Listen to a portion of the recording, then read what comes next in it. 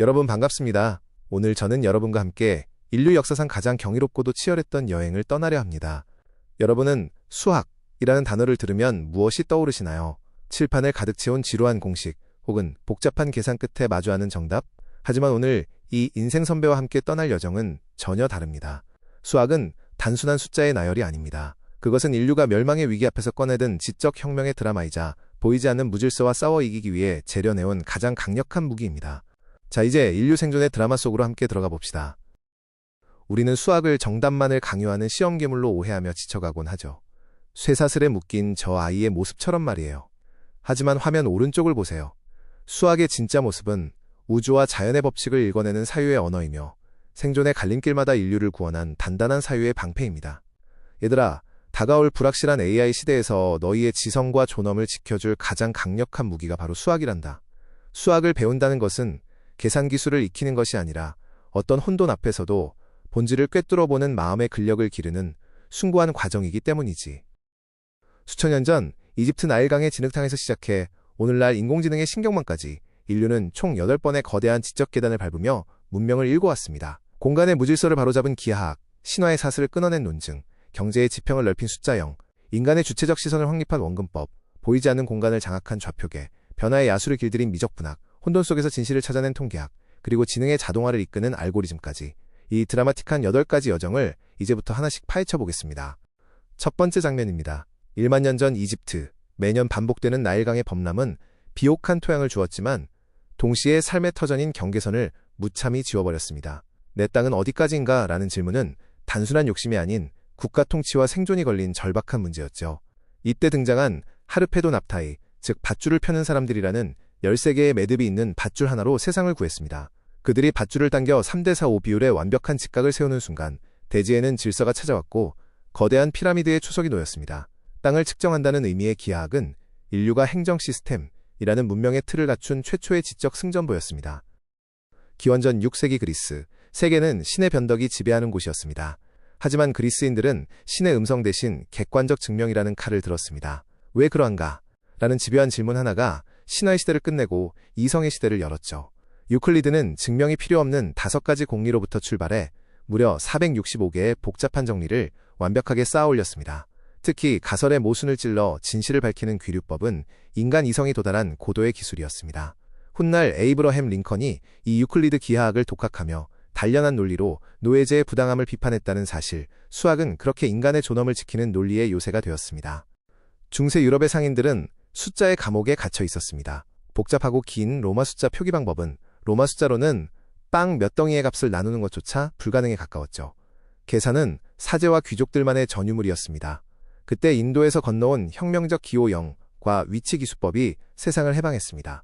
단 10개의 기호로 무한을 표현하는 이 추상화 역량은 인류지성사 최고의 혁신이었습니다. 계산이 평범한 상인의 도구가 되면서 복식부기와 어음이 탄생했고 현대 자본주의라는 거대한 엔진이 비로소 고동치기 시작했습니다. 수학이 인류의 손에 무한한 부를 선물한 순간입니다.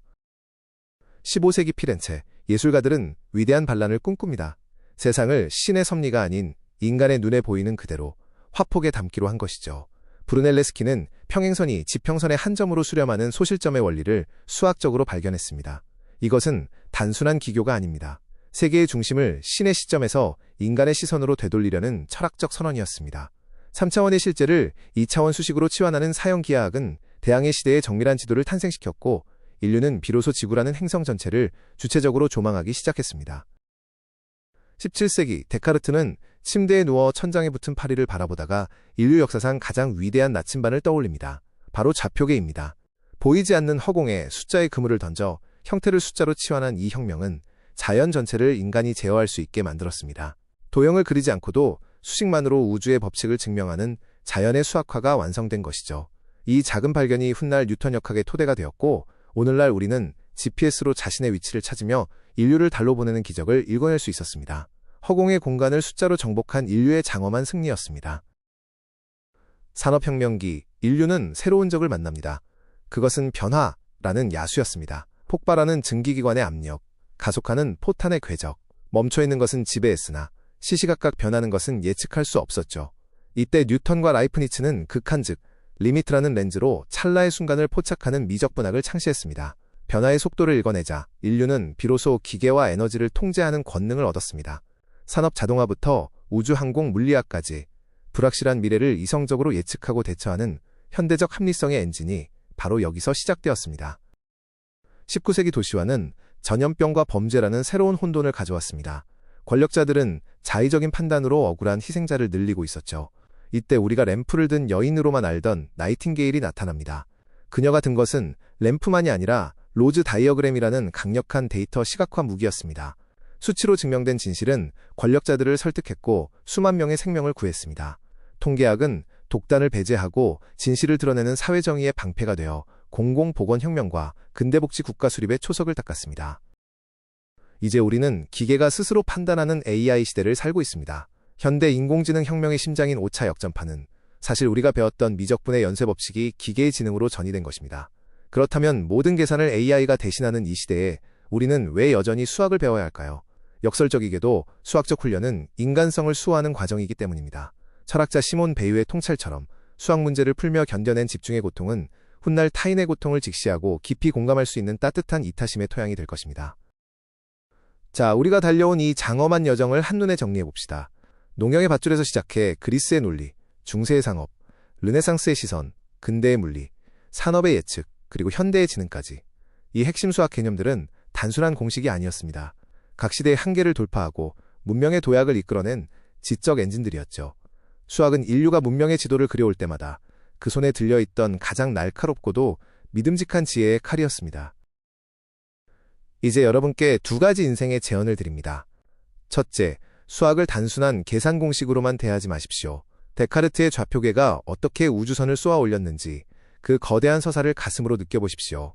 둘째, AI가 추천하는 알고리즘을 맹목적으로 믿지 마십시오.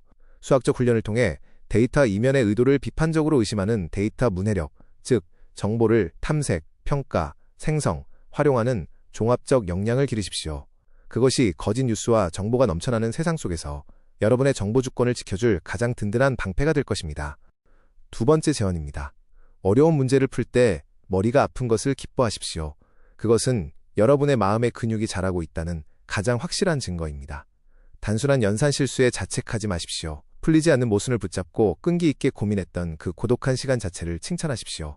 그 집중과 인내의 시간은 훗날 여러분을 타인의 아픔에 깊이 공감하고 세상을 따뜻하게 보듬는 이타적인 어른으로 만들어줄 것입니다. 강연을 마치겠습니다. 수학은 단순한 정답 맞추기가 아닙니다. 불확실성의 바다에서 나침반이 되어주고 타인과 세상을 이해하는 가장 깊은 사유의 훈련입니다. 이제 두려움 없이 인류지적 혁명의 드라마의 주인공으로 당당히 동참해보지 않겠습니까? 수학이라는 렌즈로 세상을 주체적으로 바라보는 여러분이 되기를 저도 온 마음을 다해 응원하겠습니다. 긴 시간 경청해주셔서 감사합니다.